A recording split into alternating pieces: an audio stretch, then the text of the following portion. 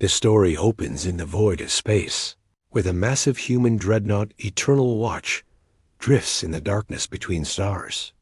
Built 300 years ago during humanity's Great War, this kilometer-long behemoth was designed as the ultimate weaponized ship, so powerful it could crack planets and burn entire fleets to ash dot.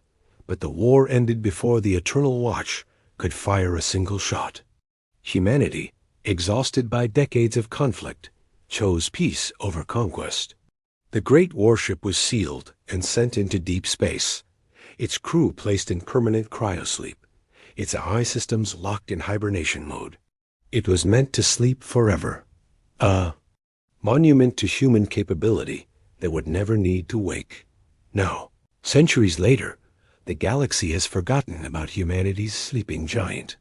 The younger races, the blue-skinned Kef, the insectoid Vex, and the energy beings called the Wraith, have carved up the galaxy among themselves. They view the few remaining human colonies as weak, primitive worlds barely worth their attention.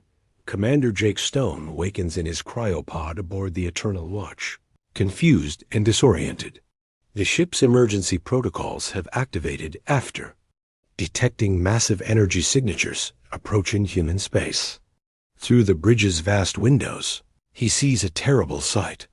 A Kef armada of over 1,000 ships moving toward the human colony world of New Terra, home to 50 million innocent civilians. The ship's AI, called Oracle, explains the situation in its calm, mechanical voice. The Kef have decided that humans are using too many resources and must be reduced to a more manageable population. The other races have agreed to this genocide, viewing it as a simple resource management decision. Jake's hands shake as he reviews the tactical data. The human defense fleet consists of only 30 ships, patrol boats, and light cruisers never meant for serious combat. They will be destroyed in minutes when the Kef arrive. But as Jake stands on the bridge of the Eternal Watch, he realizes that humanity's secret weapon has finally been given a purpose. The ship begins to hum with power as its systems come online for the first time in 3 centuries. Deep in its armored hull, weapons that could level mountains begin their activation sequences. The sleeping giant is about to wake up, and the galaxy will remember why humanity built ships like the Eternal Watch.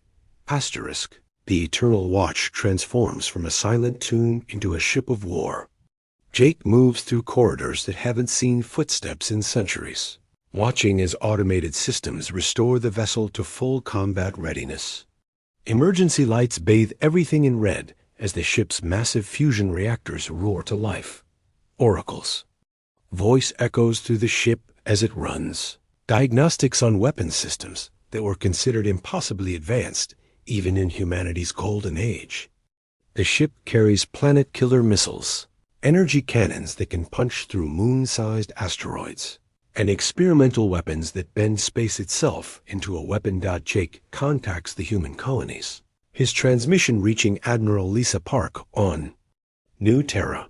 She's a veteran of small colonial conflicts, but nothing has prepared her for the news that humanity's most powerful warship still exists.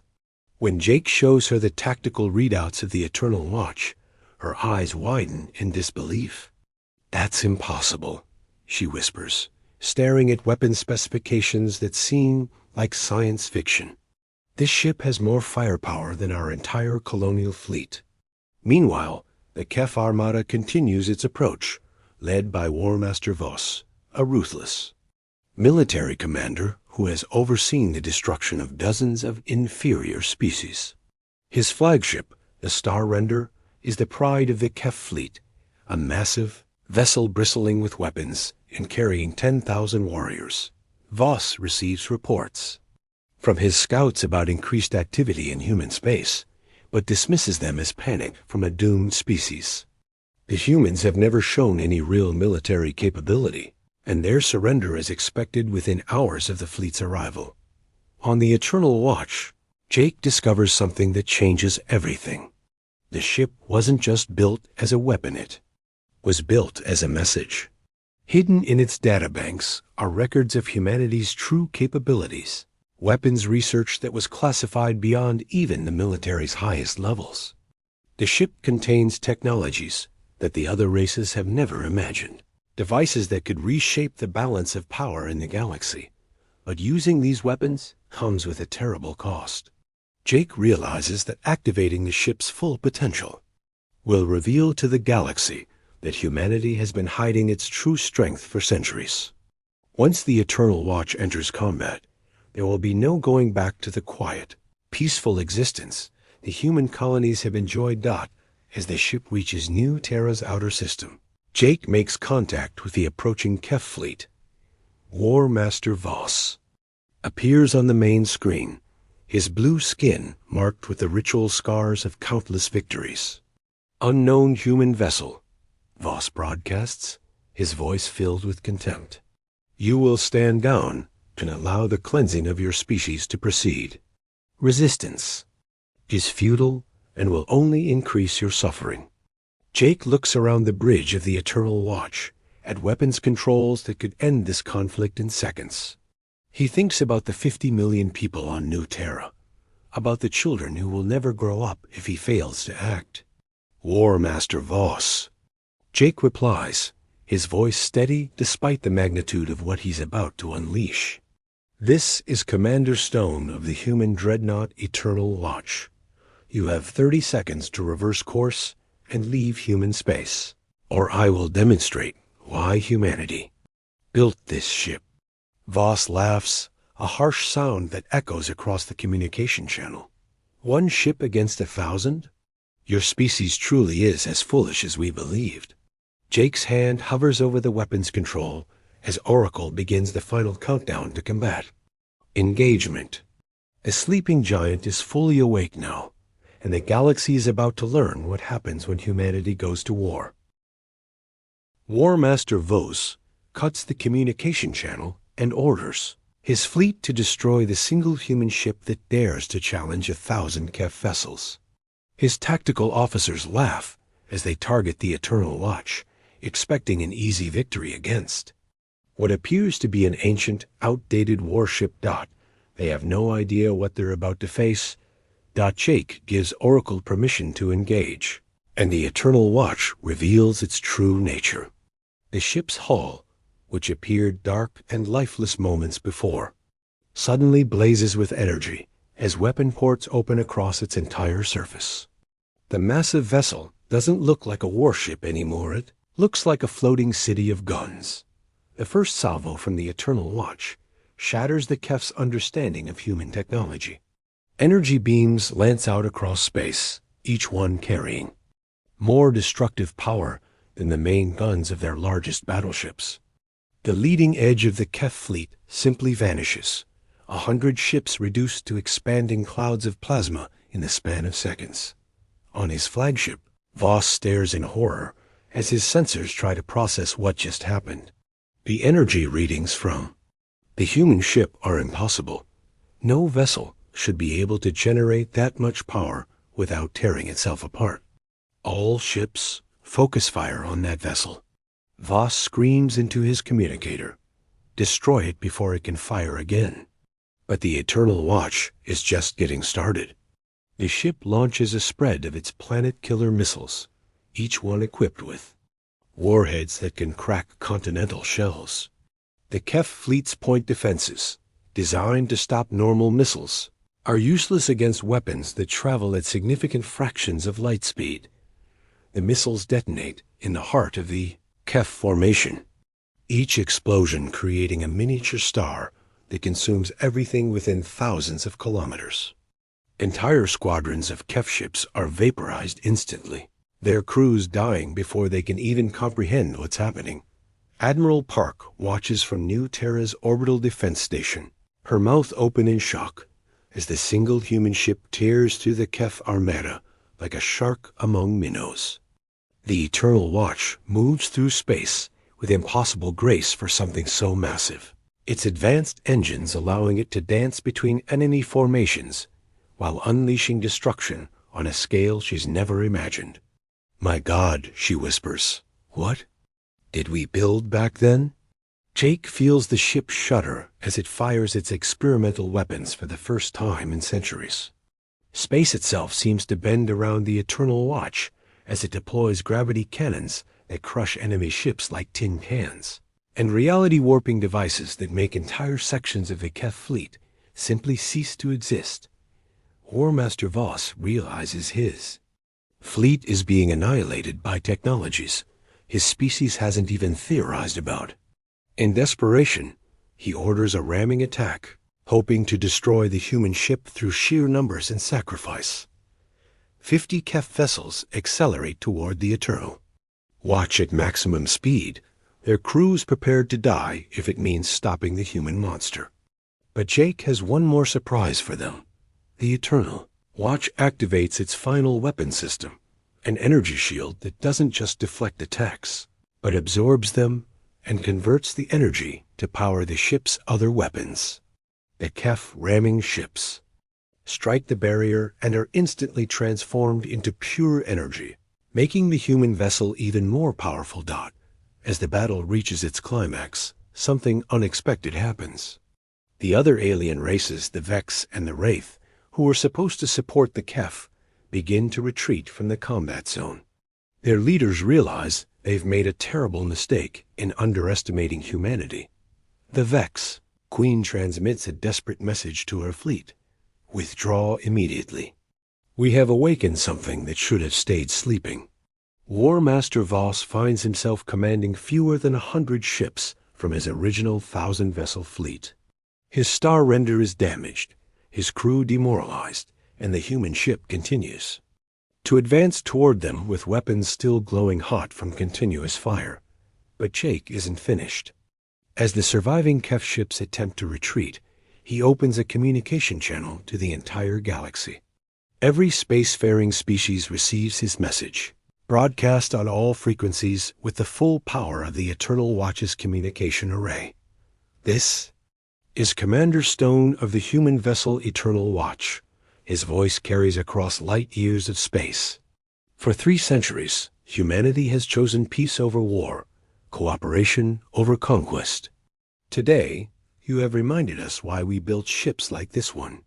The transmission continues as the great ship hangs in space, its weapons trained on the fleeing Kef fleet. The galaxy listens in stunned silence as humanity's sleeping giant delivers its message. Jake's transmission reaches every corner of the galaxy, his words carrying the weight of humanity's awakened power. On 1,000 worlds, alien leaders stop their daily activities to listen as the human commander speaks from the bridge of a ship that has just demonstrated capabilities beyond their understanding. We built the Eternal Watch during our darkest hour, Jake continues, his voice calm but carrying an unmistakable edge of steel. We built it not because we loved war, but because we understood that sometimes overwhelming force is the only thing that ensures peace. On the Vex homeworld, Queen Zara watches the tactical recordings of the battle with growing dread. Her insectoid advisors click their mandibles nervously as they analyze the human ship's weapon signatures. The energy outputs they're seeing shouldn't be possible with any known technology. Revise all threat assessments of human space immediately, she orders, and cancel any expansion plans toward their territory. The Wraith Collective, beings of pure energy who consider themselves the galaxy's most advanced species, are equally shaken. Their shared consciousness buzzes with concern as they realize the humans have been hiding technology that rivals their own ancient sciences. War Master Voss limps away from the battlefield with less than 50 ships from his mighty armada. His star render is heavily damaged, its hull scored by energy weapons that cut through their strongest armor like paper.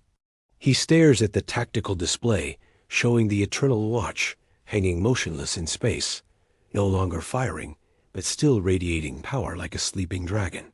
Send a message to the High Command, Voss tells his communications officer, his voice hollow with defeat. Tell them the humans are not what we believed. Tell them we have awakened something ancient and terrible. Back on the Eternal Watch, Jake walks through corridors but now hum with full power. Oracle provides him with damage reports remarkably. The ship has taken almost no damage despite facing 1,000 enemy vessels. The ancient human engineers who designed this vessel had built it to fight against impossible odds and win. Admiral. Park's voice crackles over the communication system from New Terra. Commander Stone, we're receiving surrender requests from alien fleets across 3 sectors.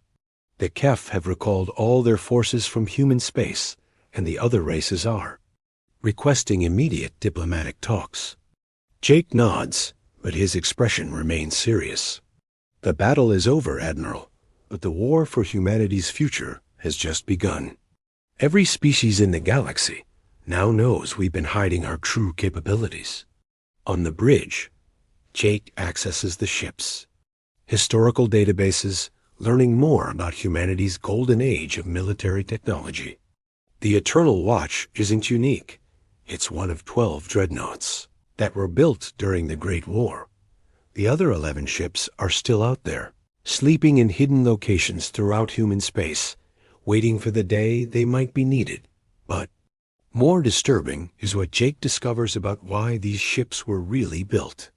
The Great War wasn't just a conflict between human factions. It was humanity's first contact with a hostile alien species that tried to conquer Earth. The ships like the Eternal Watch were humanity's response, weapons designed to ensure that no alien species would ever threaten human survival again. The war ended when the aliens were completely destroyed, their entire civilization wiped from existence by human weapons. Horrified by what they had done, humanity chose to hide their military capabilities and present themselves as a peaceful, weak species to any other aliens they might encounter. For 3 centuries, this deception worked. Humanity spread across the galaxy quietly, building colonies and trading peacefully with other species who saw them as harmless. But now the mask has been torn away, and the galaxy knows the truth. Receives a priority transmission from Earth itself, the first communication from humanity's homeworld in over 50 years. The voice belongs to Director Nash, head of the Colonial Defense Authority, and one of the few people who knew about the sleeping dreadnoughts. Commander Stone, Nash's elderly voice carries across the vastness of space. You've done what was necessary to protect our people. But you should know that your actions have triggered ancient protocols. The other 11 ships are receiving activation signals as we speak. Jake's blood runs cold as he realizes the implications. If all 12 dreadnoughts wake up and become active, humanity will have a fleet capable of conquering the entire galaxy. The peaceful species that other aliens thought they knew will be revealed as the most dangerous military force in known space. Director Nash, Jake responds. Are we going to war? The silence that follows stretches across light years before Nash finally answers. That depends, Commander, on whether the galaxy chooses to accept humanity as an equal, or if they decide we're too dangerous to be allowed to exist. 3 months after the battle at New Terra, the galaxy has been transformed. The Eternal Watch orbits the human colony world like a guardian angel, its presence a constant reminder of humanity's hidden strength. But Jake knows this is only the beginning of a much larger change. Director Nash arrives aboard a diplomatic vessel, bringing with him representatives from Earth's government and shocking news about the other dreadnoughts. 8 of the sleeping giants have successfully awakened and are moving to protect key human worlds. 3 others remain in deep space, their locations known only to Earth's highest security levels.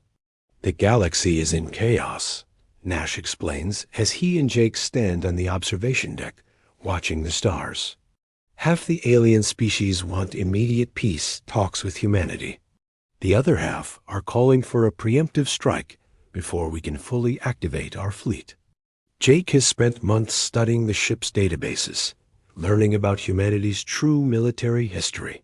The revelation that humans once destroyed an entire alien civilization haunts him, but he also understands why such measures were necessary.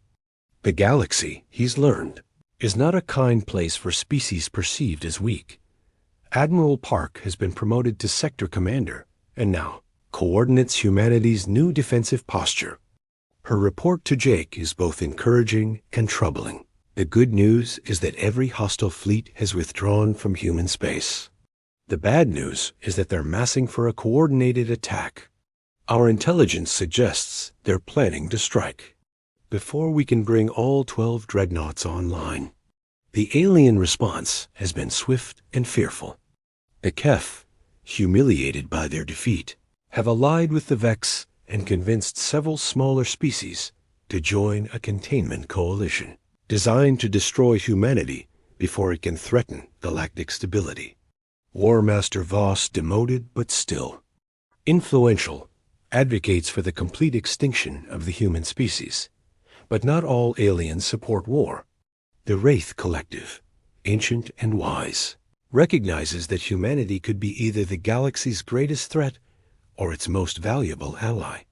Queen Zara of the Vex finds herself caught between her species, fear and the pragmatic understanding that fighting 12 dreadnoughts would be suicide.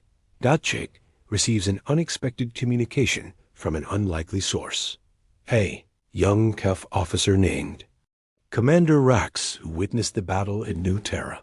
Unlike his superiors, Rax sees opportunity rather than threat in humanity's revelation. Commander Stone, Rax's message plays on the bridge of the Eternal Watch. Not all of us want war. Some of us believe the galaxy needs humanity's strength to face greater threats than our petty territorial disputes. This cryptic reference to greater threats intrigues Jake. Oracle's analysis of galactic databases reveals disturbing patterns, entire star systems going dark at the galaxy's edge, unexplained energy signatures from beyond known space, and ancient warnings in dead languages about something that sleeps in the void. Between galaxies, the truth becomes clear during a secret meeting between Jake and Rax in neutral space. The young Kef officer reveals intelligence that his species has kept hidden for centuries. They are not the galaxy's apex predators. Something else lurks in the darkness, beyond the galactic rim, something that destroyed the previous galactic civilization millions of years ago. We've been fighting over territory and resources while ignoring the real danger, Rax explains. The ancient enemy is stirring again, and when it returns, we'll need every advanced warship and warrior species we can find. Jake realizes that humanity's dreadnoughts weren't just built to protect human space. They were built to defend against threats that could end all life in the galaxy. The ship's impossible technologies, their reality-warping weapons, and planet-killing capabilities make sense when viewed as tools for fighting something far worse than any current galactic species. The story concludes with Jake making a fateful decision. Rather than using the Eternal Watch to threaten the galaxy into submission, he chooses to reveal the truth about the approaching ancient enemy. In a broadcast that reaches every world, every ship, every civilization, he shares the evidence that something far deadlier than humanity waits in the cosmic dark. The Eternal Watch and her sister ships were not built for conquest, Jake announces to the galaxy. They were built for the defense of all life. We offer our strength not as conquerors, but as guardians. The galaxy must now choose, continue their petty wars and face extinction when the ancient enemy returns, or unite under humanity's protection and prepare for a threat that could end everything. As the transmission ends, Jake stands on the bridge of the Eternal Watch, looking out at the stars. The sleeping giant has awakened, but its true purpose is just beginning. In the darkness between galaxies, something stirs in response to humanity's challenge, and the real war for survival is about to begin. The end.